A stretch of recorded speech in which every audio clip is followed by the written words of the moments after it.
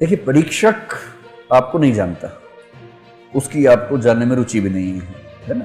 उसके पास तो आपका विजिटिंग कार्ड है, आपकी उत्तर पुस्तिका। आपकी उत्तर पुस्तिका से ही आपके पूरे व्यक्तित्व को वो समझेगा। और इस परीक्षा में 2025 में से 1750 अंक आपके लिखे हुए पर आने हैं। लेखन सुंदर होना चाहिए, लेखन में प्रभाव ऐसा हो कि कोई परीक्षक आपका उत्तर पढ़े तो उसके मन में ये भाव है कि बस इसी बच्चे को ढूंढने के लिए सारा प्रपंच रचा गया था, और वो आपको बहुत अच्छे अंक देके, मतलब कम से कम उसकी तरफ से आपके आईएएस बनने की बाधाएं समाप्त हो जाएं। आगे तो ठीक है, इंटरव्यू भी है, बाकी पक्ष भी है। तो सबसे पहला पक्ष मैं बता चुका हूं, वो ये कि उत्तर लेखन का महत्व इतना ज्यादा है कि आपकी सारी सफलता टिकी है इसी के ऊपर। इससे अंतर इतना पड़ता है कि मतलब दो तरह के लोग, अगर मैं आपको एग्जाम्पल देके बताऊं, निशांत जैन को इतना ऊंचा रैंक मिला, मतलब लाख कारण आप सब उसके गिन लीजिए।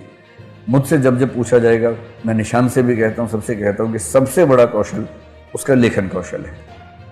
एक लड़का 236वां रैंक आईएएस में है पहले अटेम्प्ट में, और उसको खुद पे भरोसा नहीं था। उसने मेंस देने के बाद तय किया कि मैं विषय बदल के फिर तैयारी करूंगा। उसने हिस्ट्री और हिंदी साहित्य से 2008 में एग्जाम दिया। जेएनयू से वो हिंदी साहित्य का विद्यार्थी था।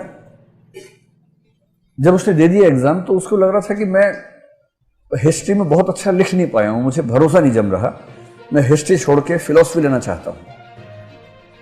तब मैं फिलॉसफी पढ़ाई करता था उस समय।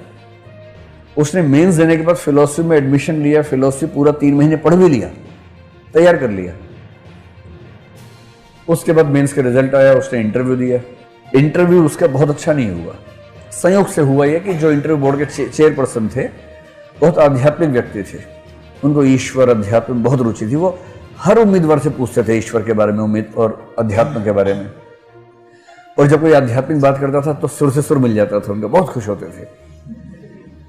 ये जेएनयू से पढ़ा हुआ था।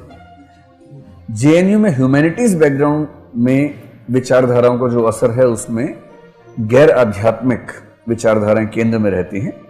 थोड़ा बहुत वामपंथ का तड़का, अंबेडकरवाद, स्त्रीवाद, ये सब मुद्दे वहां पर ज्यादा केंद्र में रहते हैं। तो ये विद्यार्थी भी कुछ कुछ उस बेंट ऑफ माइंड का था।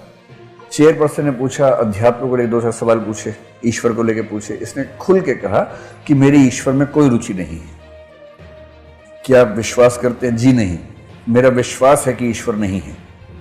ऐसी बातचीत हुई 5-7 मिनट तक। वो लगातार कोशिश करते रहे कि किसी तरह से मान जाए बच्चा, लेकिन बच्चा माना ही नहीं।